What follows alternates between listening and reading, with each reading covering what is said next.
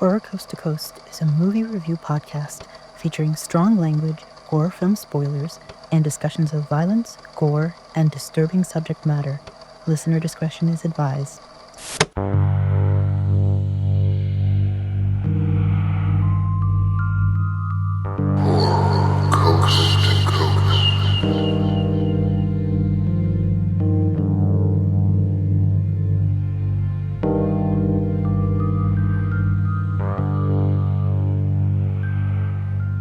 Welcome to week 4 of the Horror Coast to Coast Spooktober Watchathon. From a secret lab in Massachusetts, I'm Brian. And from a hellscape dimension only accessible by a tub of black goo, I'm Michelle. This week we're reviewing 3 more movies. Frankenhooker from 1990, I Saw the TV Glow from 2024, and Beyond the Black Rainbow from 2010. All right, and this week we started with Frankenhooker, where we see a New Jersey mad doctor who rebuilds his girlfriend with body parts from exploded hookers. And as you can imagine, this is a clear satire of Frankenstein. This was a favorite of our Halloween Watchathon group, and so we thought this would be really just a fun review to kind of go over this crazy ass movie. Yeah, it delivers on exactly what it promises. It delivers. I actually wasn't sure what to expect, but the only thing I could think of is that there was no sex in the movie, but there was a fuck ton of goofy ass female nudity. Yeah. And like that's it. Like, it's just kind of crazy because my original thought was, okay, Frankenhooker, what in the world? I can't even imagine what this could be. But every single thing about this movie was just so fucking silly, and I loved it. It was great. We followed Jeffrey Franken, who's a budding mad scientist. He likes to experiment on things like brains that have eyeballs. Oh, that was so gross. And his mom and his fiance and all his friends and family are just completely fine with this. He does it out in the open. In the kitchen. They're like, classic Jeffrey. He's so clever. And I don't know if you caught at the beginning that it was unclear if his girlfriend's mom was his mom, because she came in the kitchen and was like, could you pass me the salt, dear? And it was just so like, obviously she's like a homemaker and she's someone's mom, but it seemed like he was at his own house and she was his mom and she came in. But then later on she goes out into the yard and there's this whole like garden party happening where he's like experimenting with brains with eyeballs in the kitchen. They're having a garden party, and his girlfriend, who ends up being his girlfriend and not his sister, because we were confused by that for a second. We were like, is he dating his sister? Because I'm pretty sure that lady is her mom too. But yeah, we had eventually figured out, we worked it out that that's just her mom, and his mom is way weirder.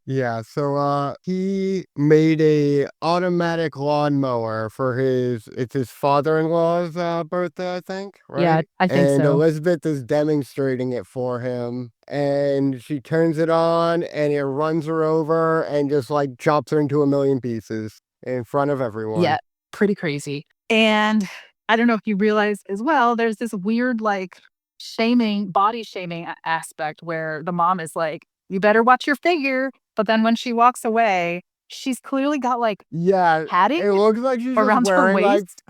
Looks like she's wearing like 5 sweaters, and it's like clearly not the slightest bit overweight. Yeah, they just like shoved a bunch of cotton and like stuffing in her butt. It was just very, very silly. So on one hand, I was like, ew, do we have to deal with like late 80s, early 90s body shaming? But then it was just so stupid that I was like, I don't even care. This is dumb. Yeah, everything is just like childishly silly, even though it's like gory and like the last thing you would ever let a child see, filled with, prostitution and all this stuff. But it's like, it's so gleefully silly in like every regard.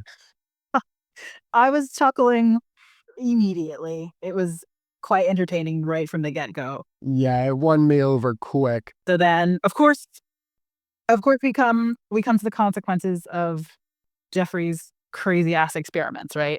He's grieving Elizabeth, and of course, he gets the idea that he can rebuild her. Right. But he can rebuild her and make her better. Of course. Because her padded butt wasn't good enough. So he goes to the, what do you call it? The strip, pick up some hookers, and Yeah, so he's in New Jersey, right? So this is like obviously a part in New Jersey where maybe someone from New Jersey would know exactly where he went, but it's like the red light district, wherever that is in New Jersey. I don't know. So he says he needs like several of the hottest girls around here. The premise he gives is that he's throwing his brother-in-law a party or something, and he's gonna pick the very best. Yeah. Oh, and you also, we don't quite know what his job is, right? Right. We don't know if he's an actual like Oh, if he's I don't know, a graduate fellow or whatever, but he tells them that he's a doctor. well, Elizabeth tells us at the party, she's like, she's talking to her friend or something, and she says he's like, works for an electrical company, and she's like, Oh, right.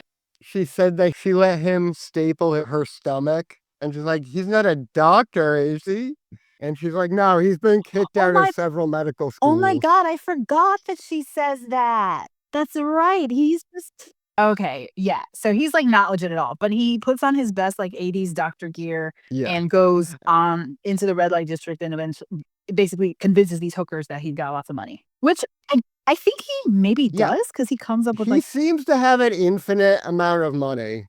I don't know. I guess the electrical company just pays that much because, yeah, he just throws around as much money as he needs. Yeah. So then he goes, and then we also meet the pimp. Yeah, Zorro. And he's like just a very stereotypical like muscle dude, which I don't know why that equates to pimp, but he's walking around in like a super thin, like skinny tank top and like weird shorts. And he's just like, he looks like he's a gym bro. Oh, absolutely. But he's their pimp. He's like the most cartoonish gym bro you could get. Yeah. That's what they look like in New Jersey. I mean, it is Jersey, so it is like the gym bro capital of the world, basically, isn't it? I mean, I thought of, okay, so yes, but I kind of thought that reputation came out of Jersey Shore. And so this is in 1990. So maybe it had already had that reputation and Jersey Shore just capitalized on it. I don't know. Yeah, I feel like that was already kind of a stereotype and they capitalized on it. Okay. Well, good for them because they made quite the penny off of it. Okay, so we meet Zorro and he pulls him aside and he's like, "Oh, you want girls? I got girls for you." Yeah, and so he gets all the girls and he also gets some crack because he sees the prostitutes all love crack. And his plan is to make a super crack so they'll like OD and then he can harvest their parts. Yeah, that's right. He has this weird like the scene where he's debating his own moral quandary of how do I kill them humanely? He realizes, which I don't know, where did he get the brain and the eye for earlier? We if never this is suddenly we never find that out. That's just so strange. We never find it out. He ethically sourced those body parts. Maybe he did. But well, okay, so he has this moral quandary where he's like, how do I kill them ethically? Then he realizes they all like drugs. So he takes some of their drugs and he enhances it so that it gives them a quick and mostly painless death. But he doesn't get it right?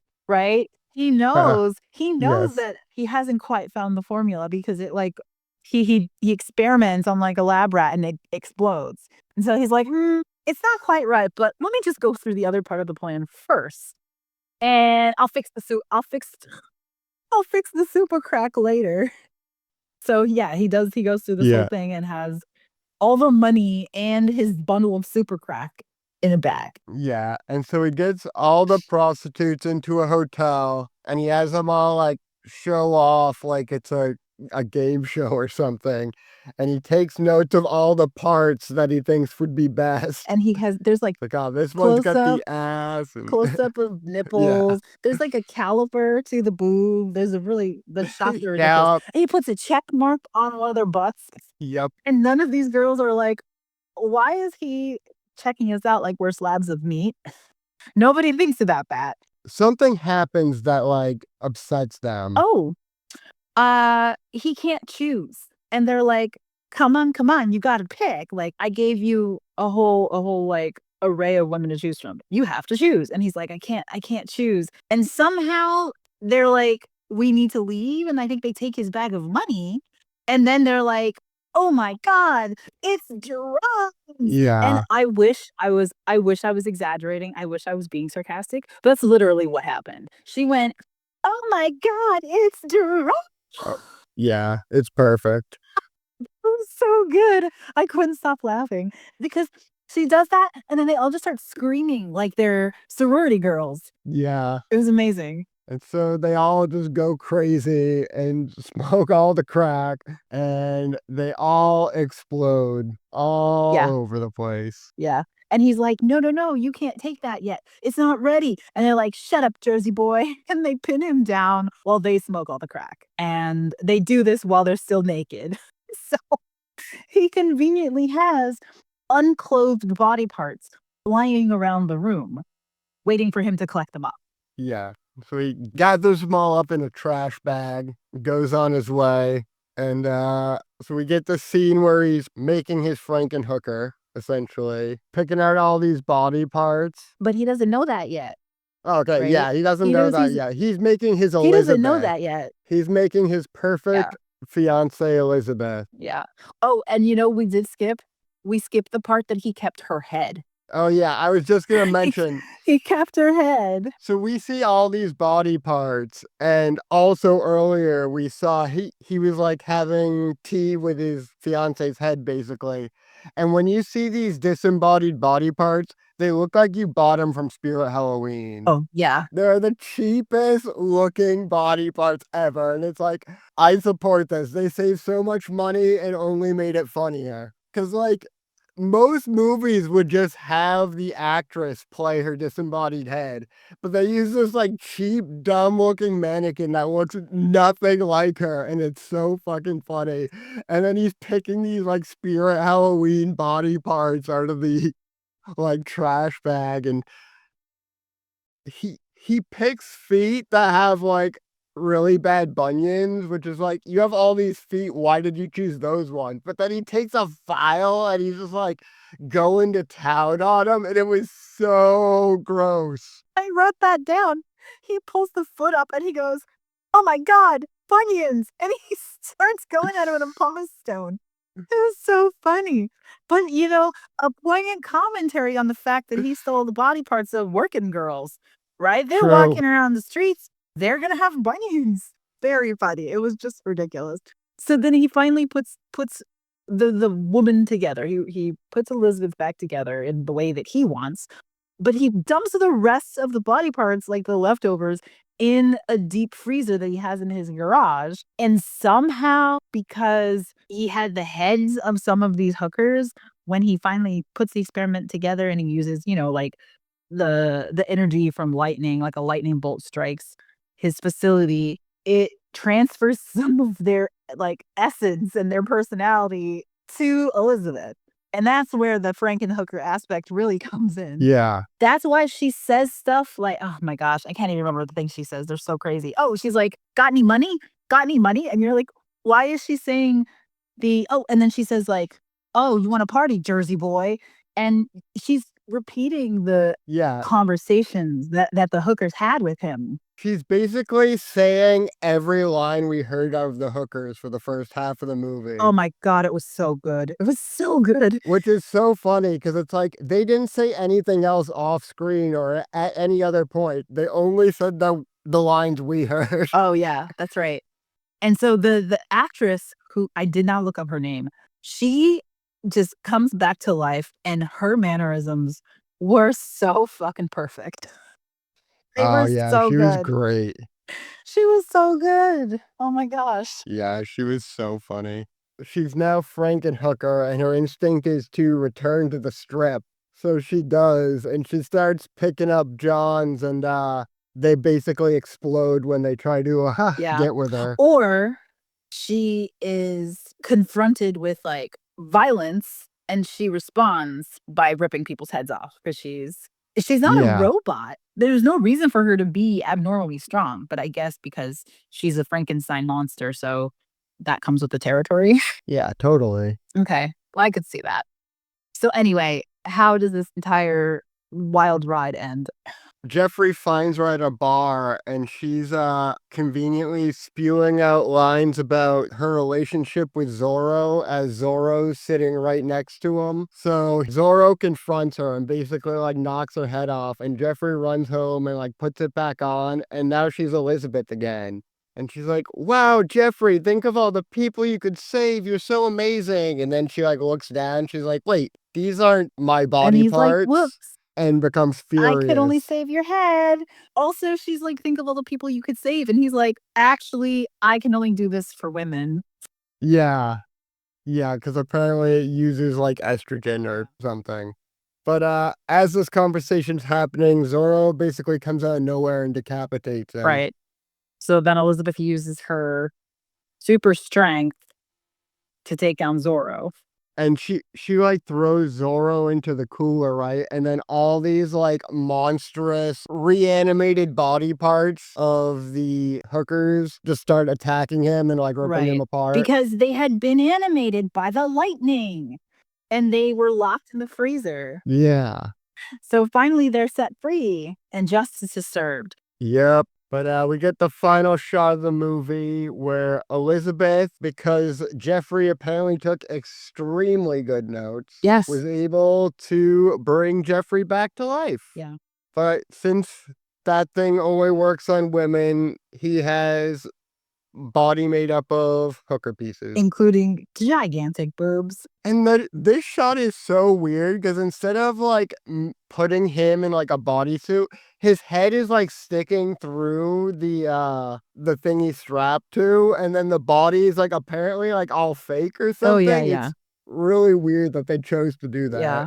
But it's pretty funny. And so the thing about him taking really good notes and why that was so ridiculous is because we forgot to mention there are random scenes throughout the movie where he's trying to think of how to solve his problems and he drills a goddamn hole in his own head. Oh yeah.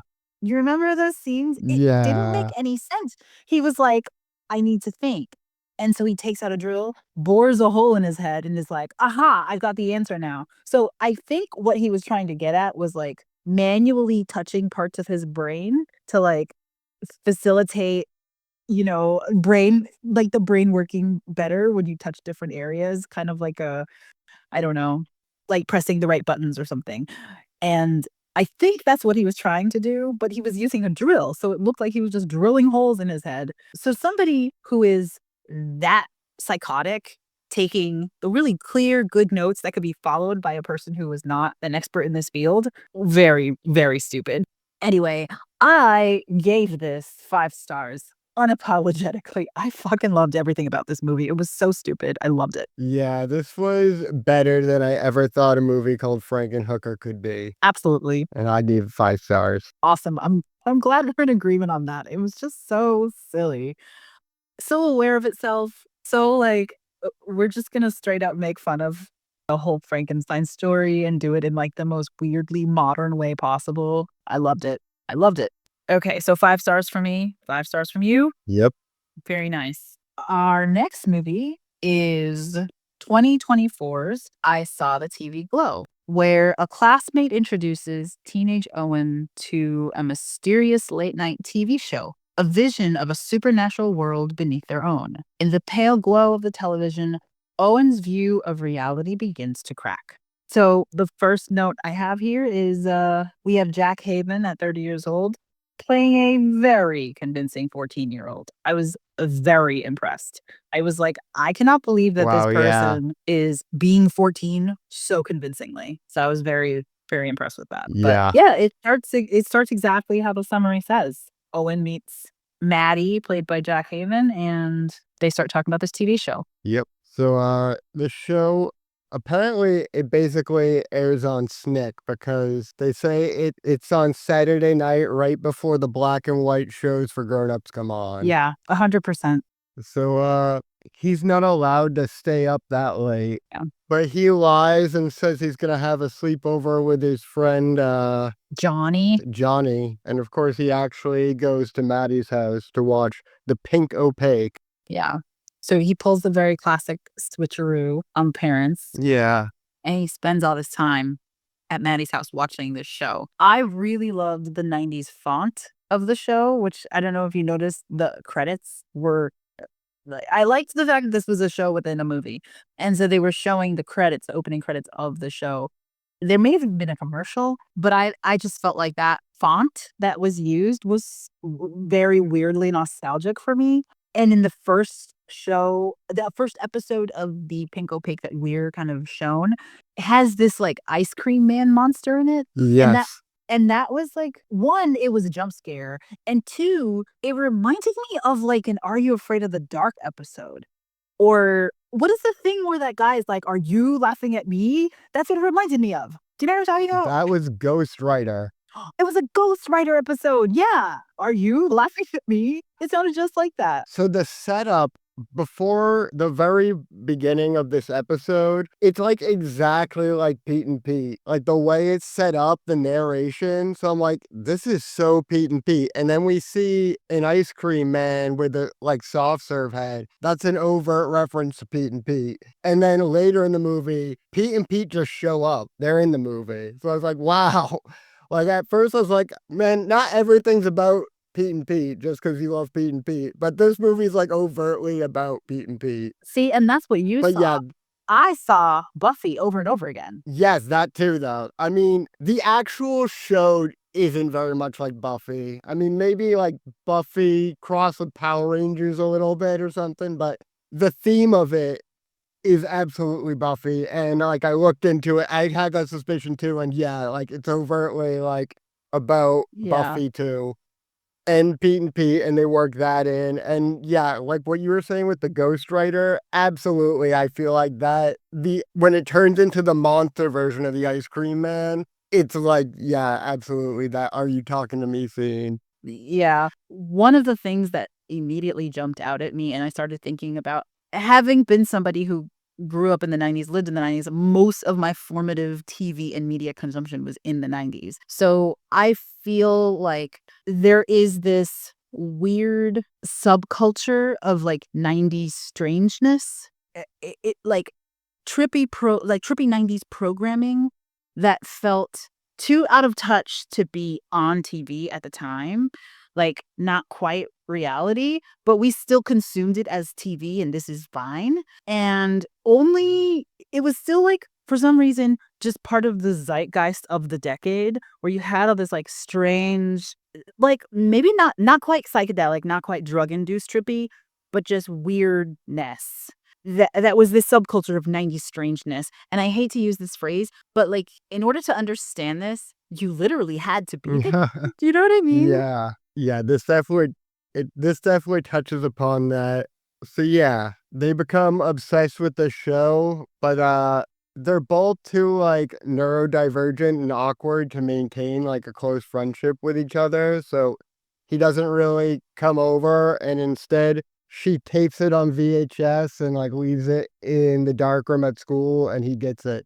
Like they don't even see each other. I didn't even think about the two of them being as neurodivergent. And that's maybe, again, my 90s thinking, because I kind of felt like Maddie was very relatable in her intensity of how much she was into this show. Yeah. I mean, you remember having friends like that were just so into one thing, one show. Now we look back and we think maybe those people had a little bit of neurodivergence going on to make them so hyper-focused on that thing. But at the time, it was just your weird friend who really loves Yu-Gi-Oh! You know, you're just like, whatever. Yeah. We skip ahead to Justice Smith coming in as yet another 30-year-old, very convincingly playing a 14-year-old. I was like, Oh yeah. how are they doing this? Also, to go back to the shows, there is the scene where he's walking down the hall of the high school, and it's got like all the writing on the screen of the episodes that that Maddie is taping for him. Oh yeah.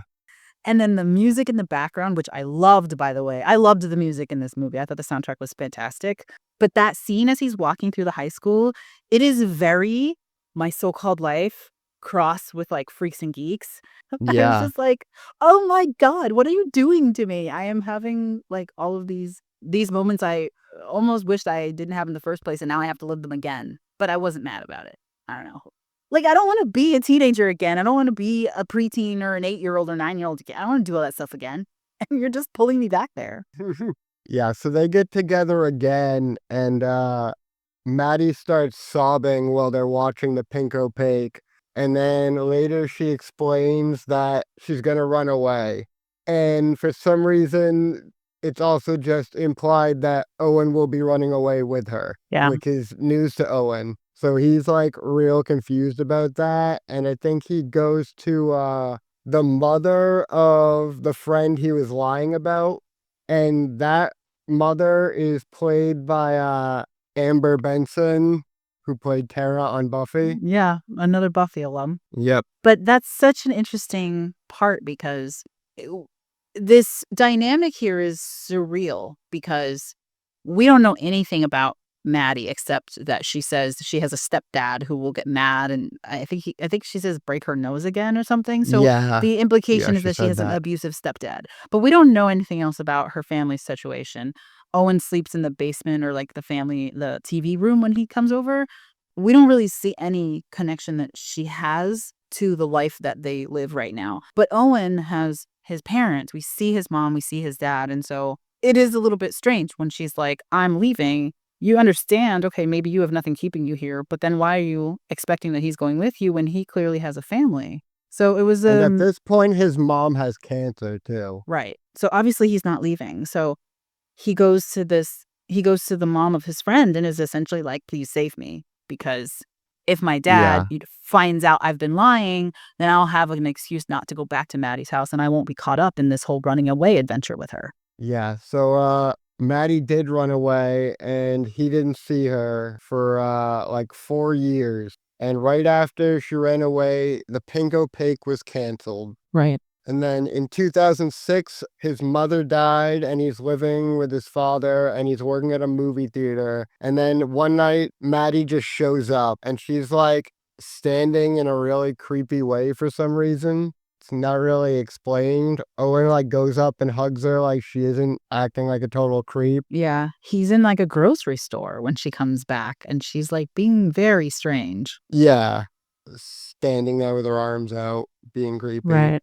Basically, she explains that the last few years she's been inside the Pink Opaque and living as Tara, and she tells him to rewatch the season finale, which she sent after she disappeared. It was her only communication with him. And he watches it, and basically the characters Isabel and Tara get their hearts ripped out and get buried alive, and that's the end of this kid show. Right. Maddie tells them that that was them and they're imprisoned here and they have to get out because they're going to die. And she paid some guy to bury alive, and that's how she woke up there. Right. Owen goes home and basically like smashes his head in a TV in a way which I pegged was directly inspired by Twin Peaks The Return. Like the way it's shot is so Twin Peaks, it's ridiculous. And I thought it was really cool. And at this point, his dad comes down and pulls him out. But yeah, he's like, Frank's pulling Owen out, and Owen's like trying to get his head back into the TV. And yeah, this scene was creepy. Yeah, it really was. What was really awful, I had some suspicions about the movie to begin with, and all of that was confirmed by this scene because I imagine you couldn't quite see because it was blurred. It was obscured because it was dark. But I imagine that he was either burned or cut or hurt in some way physically. And his dad runs his head under the shower. And while he's in the shower, he starts crying and he's like, "You're not my father. This isn't my home." And that was, for me, that was where I was like, I knew what this movie was really about.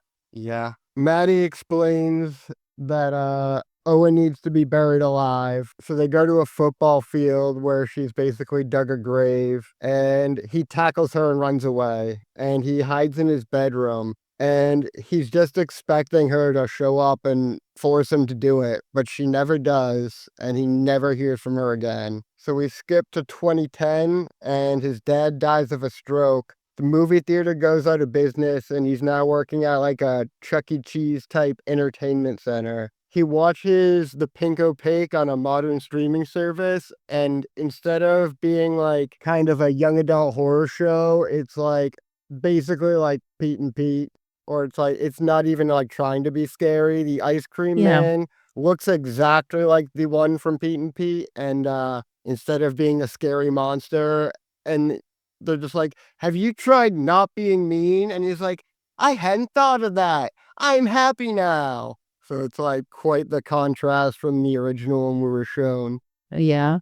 And so we skip ahead to 2030. He's still working there and he's at a birthday party. And at this point, he's supposed to be like 40 something, but he's walking around like he's like a 70-year-old man, like crouched over. And it reminded me of like all that when like Kel would be playing an old man, like Yeah. exaggerated. And it's like, I don't know, can Justice Smith not grow a beard? Because just growing a beard would have sold him as a 40-year-old better than having him walk around like a hunchback 70-year-old. But anyway, he's at this party and he just starts screaming a blood curdling scream, and everyone else is just frozen in place. And this scene is also super Lynchian, super Twin Peaks. And he goes into the bathroom, he cuts his chest open and rips it open in front of the mirror, and it's like TV static, and he walks out and timidly tells everyone he passes by, sorry about that, and they ignore him. And that's the movie. Yeah. So I did a little bit of reading about the movie before I was finished. I was about halfway through and I was like, I need to know if this is where it's going and this is what I'm thinking. And I was like half right. From what I read, this is supposed to be kind of an allegory for transitioning. Yes. But I immediately just thought of it as speaking to the origins of our fixation on TV and media and that kind of thing, and how it kind of shaped or helped our identities coalesce into who we are today as like TV watchers. But at the same time, there were a lot of discussions about like, oh, do you ever think that the world is real? The world is not real and TV is real. And I thought that was like kind of, no, I don't think anyone ever thought that.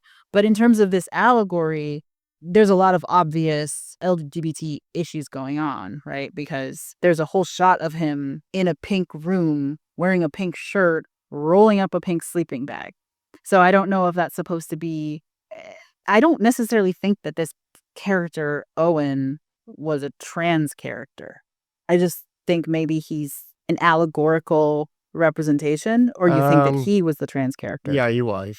I think they're both trans. There's like several shots of him in dresses, and Yeah. I feel like he's both allegorically trans and also like it kind of blurs the Yeah. line between what's the allegory and Right. what's just literally what's happening. But I think that's intentional. It's like it bothers me a little bit that there's not like a clear cut between like this is the allegory and this is like literally it, but I think it's valid. Yeah, and I definitely thought at one point, is Maddie just his alter ego? Does she not really exist? Because I was wondering, there's a time when, and I wrote it down because it felt very, it felt like what they were trying to do, where she says, run away with me, and then he says no, and she suddenly disappears. And that felt a little bit like the message was this part of himself him struggling with whether or not he's ready to express that part of himself. And then that part of himself is basically saying, Yeah. yes, you're ready. And he's saying, no, I'm not. And so when she's like, run away, and he says no, well, that's kind of him just like repressing that identity. And then he does that for 2 more years until she Yeah. comes back. And you can see that it happens right as his mom is kind of dealing with cancer. And so there's a lot of like, he's using the show to cope with his tragedy in his own life. But at the time that this is all happening, he's dealing with 2 different tragedies. There's the tragedy of like losing his mom, or watching his mom deteriorate due to illness, and also having to cope with his own identity questions. But yeah, like I said, I didn't immediately think that it was trans. I just thought it was identity of some kind, because there's a point where Maddie is sitting on the bleachers and he's like, hey, I should come over. We should watch the show. And she's like, well, I'm into girls, you know that, right? And he's like, yeah, no, that's not what I wanted. And she says, are you into girls? And he's like, I don't know. And then she's like, are you into boys? And he's like, I don't know. And I thought that was a very honest and realistic answer for a 14-year-old, because at 14, you think you think you know, or you think you have an answer you're supposed to say, but if you really think about it at that age, you kind of don't know. Maybe people do. But that's not all he says. That isn't all he says. He keeps going, but she is like not quite. I don't know. At that point, he's like, I'm really not sure. I just thought there was a lot of confusion coming from him. Well, he says, when I think about that, it feels like someone's ripping me open and like reorganizing my insides or something like that. Right. Which is very like gender dysphoria. Like I can't even think about having sex because I'm not in the right body. See, but that is where I wasn't going in that direction, because I thought he was really talking about sexuality, because she was talking about sexuality. She wasn't talking about gender. She asks him, do you like girls? Do you like boys? And he says he doesn't know. And when I think about those kinds of things, then he says, it's like I'm being ripped open and I don't know what's left inside me. I'm too afraid to check. It's not clear if he's talking about gender or sexuality. And I thought in this particular moment, it felt like he was talking about sexuality. And so that's kind of where I was going with when I was thinking about this show, that this is that I was thinking about the movie, it felt like it was a coming out story, but an unsuccessful coming out story, or like all the complications of coming out, all of the externalities of what you have to process in your life. And he pushes away the identity for a while to cope with the tragedy of his mom. And then he's not really sure what he's doing in his life, and he's kind of wandering around lost. And the way the whole thing unfolded just felt very much like a person struggling with who they really are. And Maddie is the personality that is very sure about who they are. And he doesn't want to accept that, even though he clearly identifies with her, but he doesn't want to accept the journey that she's saying he has to go on. Yeah. So there's kind of like two ways this movie could be interpreted. And one is the allegory that basically everything that Maddie said is true. And another is that none of it is true, and she's as delusional and insane as she comes off in that, like, the final scenes we see her in. Mm-hmm. And then she basically just killed herself that night. Right. And then he's been like driving himself crazy thinking about that. And I don't know.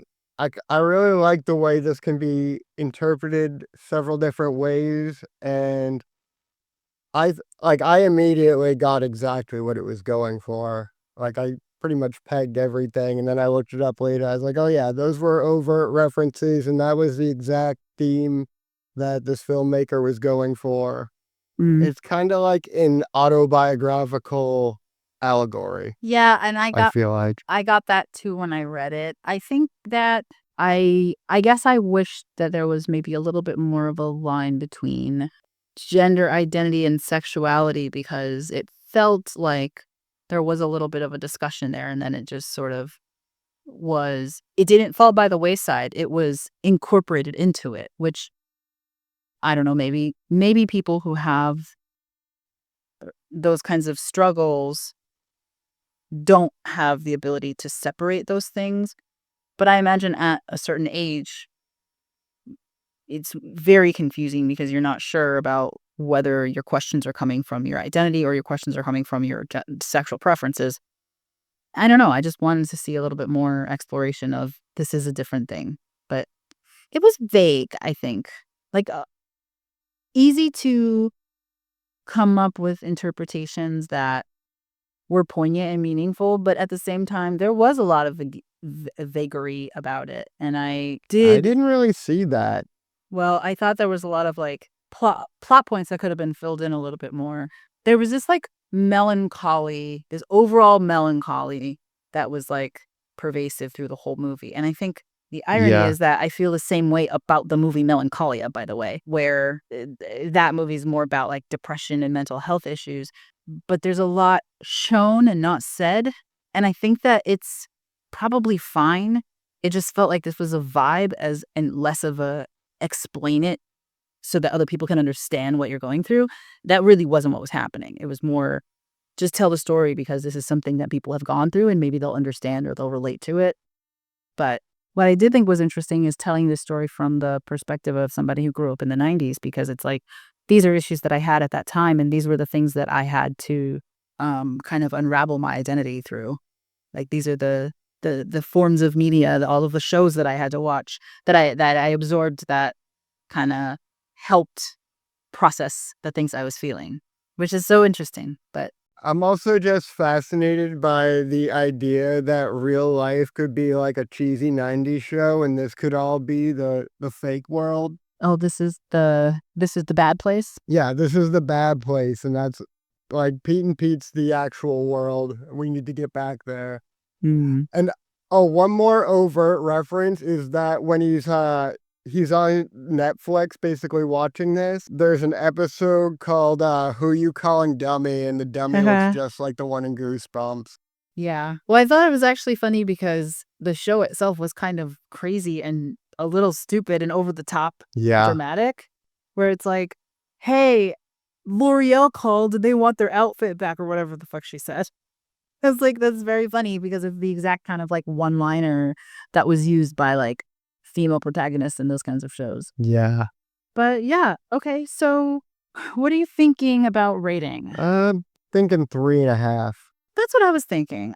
At the end, is this like if you deny who you are for so long, you get to the point where you feel like it's killing you? Or is it more, he makes a scene, fixes it, and then goes back and no one even noticed him? So maybe it's like, you know what? You're spending all this time trying to figure out who you are, and the people around you aren't even that invested in it. I don't know. I mean, Yeah, so I think the totally like unmagical version, I think this is like the biggest moment in Owen's life, basically. He just like had the breakthrough, and everyone else is not reacting because they're not having this experience he did. So it's like the scream, we see it as external, but maybe it just wasn't. Maybe that was like a metaphorical expression of what was happening at that moment. And then he goes into the bathroom, he finally figures it out, and I think he goes home and starts his transition. and that's when he And the magical realism version, he's gonna go to the TV world, I guess. And that scene where he's in the bathroom is when he finally takes the leap and looks inside after digging through himself. Yeah. Okay, I see that. And in the magical realism version, no one's reacting because they're not even real people. They're just like part of this prison world. Interesting. Okay. Well, I thought that was a really intense but also thought-provoking and interesting movie. Definitely some jump scares, I will say that. I don't know why some things jumped at me and I was like, holy shit. Yeah. The first part in the movie that was like even a little bit scary in any way was he just pulls up into a drive-through and then the speaker is really loud and distorted. Oh my God, yeah. Nothing's actually happening to Owen. He's not like in danger. It's just like the guy on the loudspeaker is Screaming. creepy. Yeah. Oh my gosh. All right. Okay. That's movie number 2. On to movie number 3. The third movie of this week is called Beyond the Black Rainbow from 2010. It is a Canadian movie directed by an Italian filmmaker named Panos Cosmatos. Yes. And it features a heavily sedated woman with ESP who tries to escape from the secluded commune where she's been held captive. The film opens with like a little introduction to Arborea, as if it's some kind of escape, but really it's like a treatment facility. So it's kind of, the lines are blurred. Also, the person speaking is the founder, Mercurio Arborea, and you can barely see his face. The whole thing is this like weird fever dream right from the start. Yeah. It's almost like a promotional like VHS or something. And at some point we find out that the movie takes place in 1983. So that's the background of it. So we meet Arborea's protege, Dr. Barry Nile. And to me, Dr. Barry Nile is Dr. Brennan from Stranger Things combined with Bill Lumbergh from Office Space, at least on these early scenes. Yeah, very much. It was so, I was like, we're watching Stranger Things. What is happening? It was like the girl in the facility and she's being monitored and she has abilities. I mean, it was point after point. Yeah. But I also wanted to point out that this man's the founder's first name is Mercurio, and I actually heard Mercurial Arborea. And so I imagine that's not a mistake because the word mercurial means unpredictable. So it kind of like sets you up for what we're in for. And he is trying very much, according to his own mission statement, he's trying very much to create a world where people can find enlightenment and transcendence. But he's doing it through benign pharmacology, sensory therapy, and energy sculpting. And those all felt very much like culty buzzwords to me. So you get that, Yeah. and then you're like, and your name kind of means unpredictable. This is going to be a wild ride. So I read the Stranger Things has some books. The first one's a prequel, and it incorporates lots of elements of MK Ultra into the Stranger Things stories, and like this reminded me even more of the book than it did the show Stranger Things, because all these things like tying in, and it reminds me of do you know anything about like Jack Parsons or No. Thelema? So Thelema was the cult of Aleister Crowley. Oh, And Jack Parsons was like a really talented and successful space engineer, and he was in that cult, and they were doing all kinds of weird occulty sciencey stuff. So I feel like all of that, like actual history, might be an influence on this kind of yeah. story. Oh, and the original VHS in the beginning of the thing reminded me so much of Marshall Applewhite from the Heaven's Gate cult, who would make like recruitment videos. I feel like that was probably an influence on Yeah. that too. Also, I don't know if you ever listened, but the whole setup reminded me very much of season 1 of Within the Wires. Did you ever listen to that podcast? Oh Yeah. yeah. Yeah, This long whole time setup ago. it felt very strongly of season 1 Within the Wires. Yeah, so Yeah. right away there's just so much like mental manipulation and psychedelic mindfuckery going on, and I was like, I gotta like Yeah. keep my head on straight while I watch this.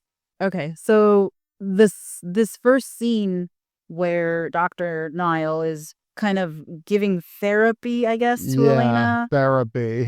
You're not really sure what he's doing. Somewhere between therapy and He experiments. does this finger pen banging Yeah, what was thing. that about? I think it was just designed to provoke her because the note says provoke an emotional response. And he's just banging his pen on the table. But it created this like uneasiness and this tension that I thought was extremely effective but jarring because the movie sets up this like very peaceful psychedelic haze. And then he cuts through with the Yeah. pen banging. So I thought that was really crazy. This is another movie where I loved Oh the my music. I God. loved the soundtrack of this movie even more than I saw the This TV is one Glow. of the best soundtracks I've ever heard.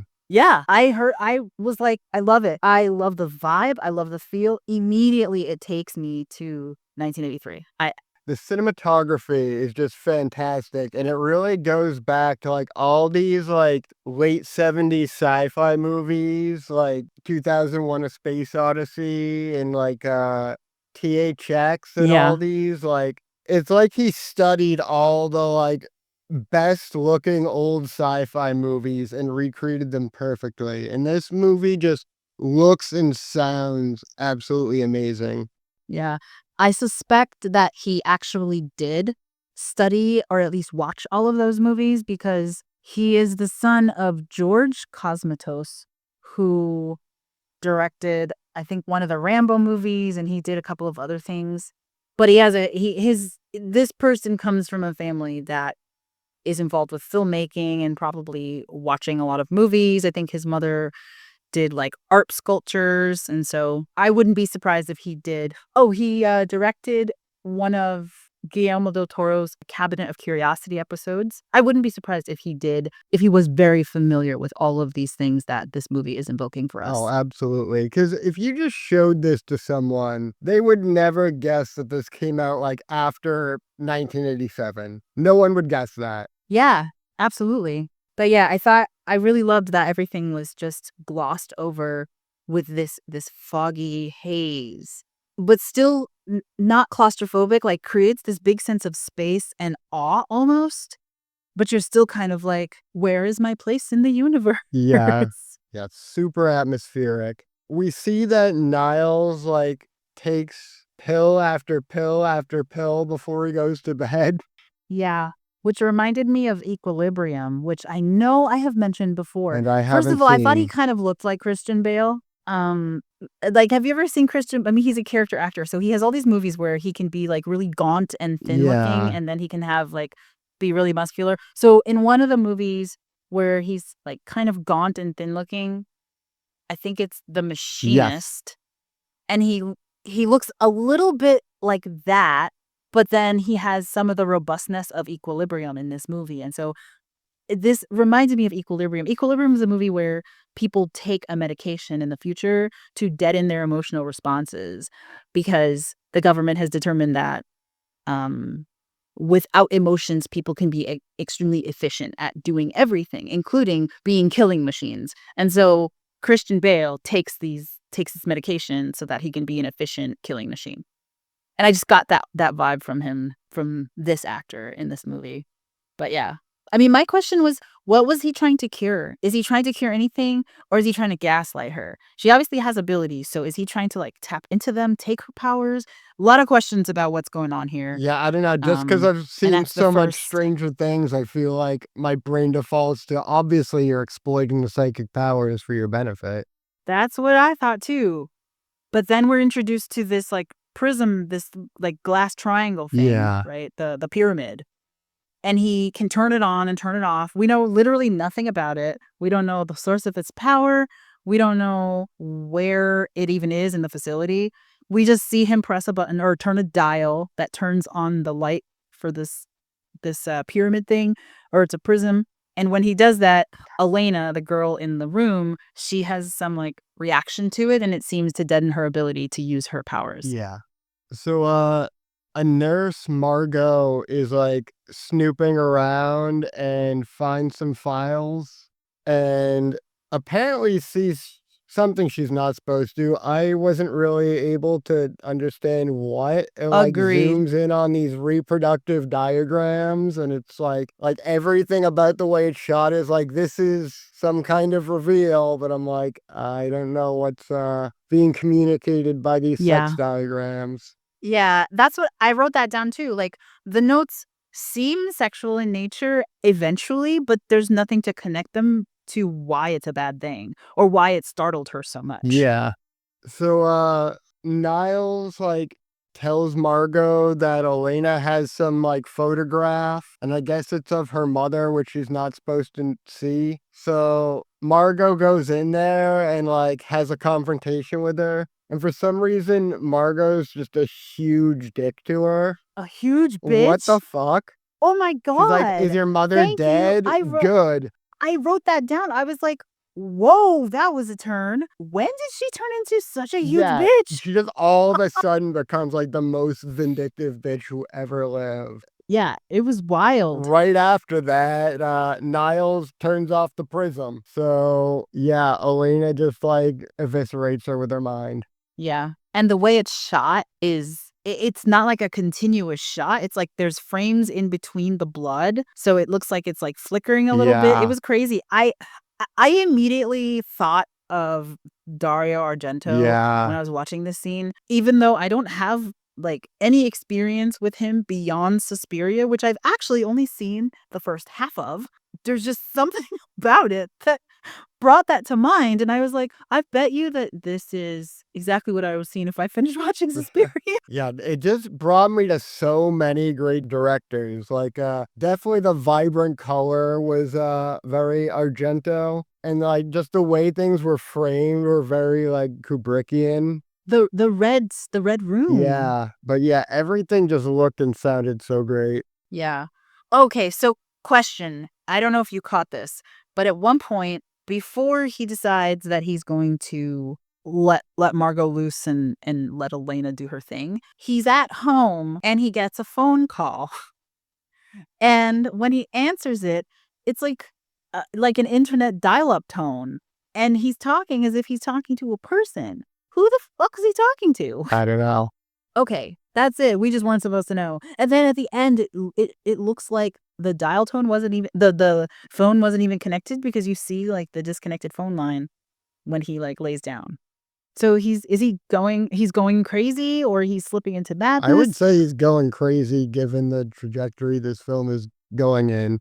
Yeah, for sure. And there's also a shot, I don't know if you noticed it because it was actually quite subtle, where he is standing. It might have been after he took one of his drugs or something, or after he hung up the phone. It's a moment for him where he's clearly having some kind of euphoria.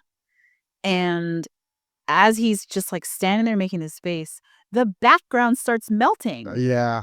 Did you see that shot? Yeah, That was crazy. I was like, this movie was just like so many crazy cool shots. psychedelic. Yeah, very much. He summoned some weird like astronaut monster. Mm-hmm. So I think what happens is after he lets Margot into the room and like turns the pyramid off, Elena then tries to escape. Oh, yeah. And so to kind of get her back, he lets that thing out, which it was like a program. And I wrote that down. Like, this is like computers crossing over with drug use and pharmaceutical, plus government intrusion into our lives, reliance on being medicated, but also robbing the will of the people. It was like so many things happening in this scene because the like Centonaut, I think is what he called it in the program, goes in, injects something into her, didn't know what it was, and then scoops her up and puts her back in her room. Yeah. And then she's like docile after that. So it just seemed like he was just, I think he's afraid of her. I think that's partly what it is. Yeah. He doesn't interact with her directly. So I imagine because he felt like, oh, I let her out and I need to get her back, he sends someone else after her because he's afraid of her. Yeah. All right. So Niles visits Dr. Arboria, and he's like 130 years old apparently now. And he's like feeding Yes. him drugs, and they get a flashback for when Niles basically did some weird occult ritual and was like dipped in black goo and had a crazy psychic trip, and his eyes turned black and his hair fell out. That third eye drawing on his forehead, rendered in the high contrast black and white, was so fucking gross. It was so gross. And I wrote, now that is a motherfucking hell dimension. That was nightmare inducing, those shots. Oh yeah. I was that like, was a nightmare holy dimension crap. for sure. Yes, that is a scary ass hell dimension. There's one point where it's like a skull, and the skin is dripping off its face, but it's dripping upward. Yeah. So it feels like there's like gooey strands being pulled off of the disgusting and so scary. Yeah. And then I wrote that him crawling out of that goo, there's a bird's eye view shot of him crawling out of the goo. And so you just see a black hole, because this whole scene is black and white. You see a black hole, and then you see his black limbs begin to reach out of this black hole, and he pulls himself out of the goo. And it was so scary, but it was silent. And then he pukes, and that noise scared the shit out of me. Because then he grabs the woman in the scene, who we later learn is Elena's mother. Yeah. And he eats her? Yeah. Like, what He's the enlightened fuck? now. And the crunching noise, the sound of her blood spurting, it was so disgusting. So disgusting. And I wrote, so he basically just tortured a baby and then kept his wife's murderer on the staff. Amazing. Yeah. So he comes home and his wife's like on the couch, and he's like bald and has his black eyes, and she knows about this because she's like, oh wow, I haven't seen you without your appliances in a long time. And he explains that he's ascended, and he crushes her skull. Very typical of these kinds of movies. Ascending to a greater plane means introducing people to death because you think there's some beauty in it or something. There's that is a trope that I'm a little bit tired of, but I'm not always mad at, because it doesn't get any more poignant than death is the ultimate state of enlightenment, right? Yeah, and in fact, didn't Patrick Wilson in The Tall Grass get enlightened and then crush his wife's skull? Absolutely. That's exactly what he did. And this he's got kind of that trajectory of that Patrick Wilson character. Like, he starts off as Bill Lumberg meets Papa in Stranger Things, and then he descends into Patrick Wilson in the final stages of The Tall Grass. Yeah. Yeah, absolutely.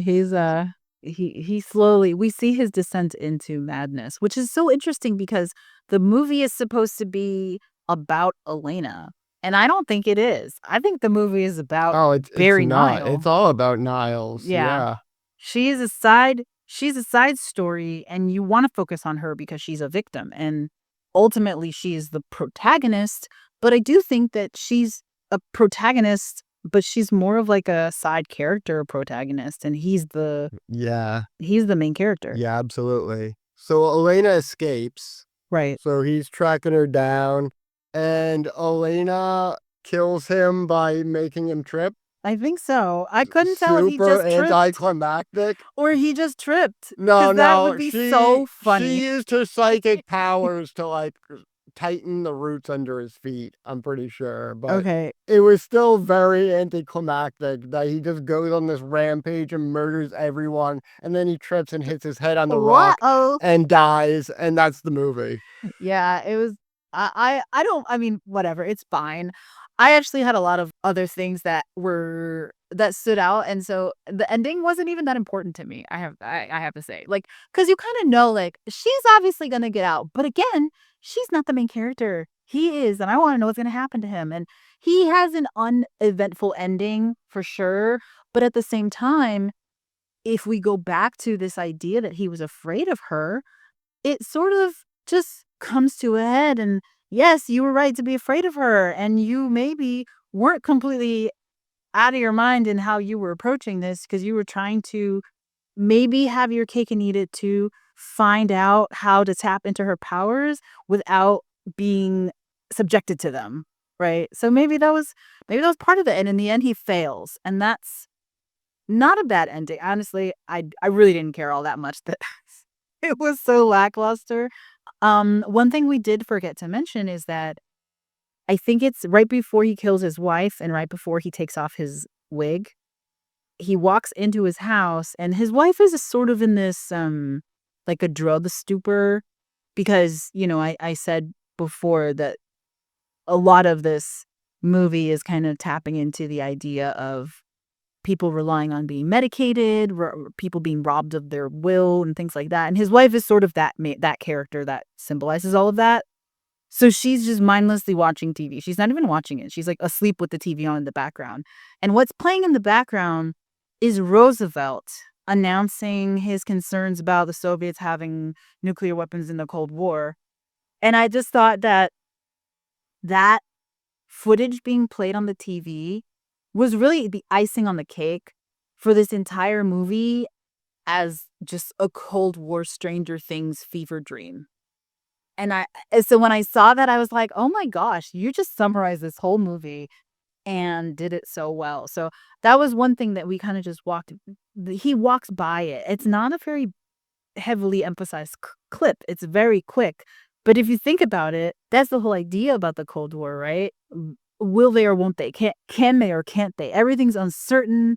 There's also the war on drugs happening at this time. And so it was a lot of weird outside non-fictional stuff coming into this. But well, I really enjoyed this. I thought this was quite a treat to consume is how I felt about this. I was like, this is great. I love what I'm listening to. I love the music. The music. Oh my god. I'm probably gonna Yeah. buy this album. Everything about it. Yeah, I feel like I want to own this both on like 4K Blu-ray and on VHS. See, owning it on VHS would be way, way too appropriate, but also funny because it's from 2010. Yeah. This movie wasn't even made on VHS, so it would be great. It'd be funny if they actually did release it for VHS. That'd be so And cool. I also want to see it in Um, theaters because this was like so made to see on a big screen with like super good sound. yeah. I'm really happy that we went with this because I love so this week, what do we think our theme was? Because I'm thinking our theme was just like fucking with reality. Yeah, I mean, there's definitely like, so I saw the TV Glow, and this had some through lines of like analog technology, like the TV and Yeah. like the VHS style recording and all the film grain. And then like also Right. They were both like 2-hour music videos, basically. Yeah. They both had like long shots where you just listen to music and watch some like atmospheric shit happen. So I Yeah. definitely felt some through line between those two. And then Frankenhooker, it's its own thing. I just sort of characterize that as like not alternate reality, but sort of surreal and like bonkers. And because of that, Yeah. I kind of included in stuff like this. It clearly wasn't as elegantly done. I feel like very few films know what they wanted to be more than Frankenhooker. And in fact, all three of these movies, all three of these directors understood the fucking assignment. They all really nailed it. I agree. I am giving this one a 4 easily. I'm giving it a 4.5. Okay. I gave it a 4. I think I wanted a little bit more, maybe from Dr. Arborio, but not quite. I don't know. I just felt like a 4 to me. I like it a lot. I still think a 4 is a good rating. I don't know why I don't know why I'm reluctant to say this was like a perfect movie, but maybe I'll look at it again and revisit that. And you haven't seen Mandy, right? No, that's one of his other movies, or is it his only other Yeah, movie? Mandy is very reminiscent of this. It's very like psychedelic and colorful and insane, and we should probably review it sometime. Okay. And it's Nicolas Cage. No way. Oh my gosh, let's do it. That's exciting. Okay, so those are our 3 movies for this week, and hope that if anyone's following along, you've discovered some new gems to explore on your own, such as Frankenhooker. Yes. Anything else you want to add? No. I'm going to end by saying I fucking love the 90s, and no one's going to change that for me. Hell You can yeah. only augment it, so yes. This brings us to an end to our 2025 Spooktober, with triple the movies and triple the horror. Thanks for joining us. Next week, we'll be back to our regular length episodes with our Halloween film review of Sinners. We can't wait to get back into it. Thanks for listening. Until next time. Horror Coast to Coast is a movie review podcast featuring strong language, horror film spoilers, and discussions of violence, gore, and disturbing subject matter. Listener discretion is advised. This podcast is licensed under a Creative Commons Attribution Non-Commercial Share-alike 4.0 International License. For additional information and other media content, visit theferalthread.com. Thanks for listening. Until next week.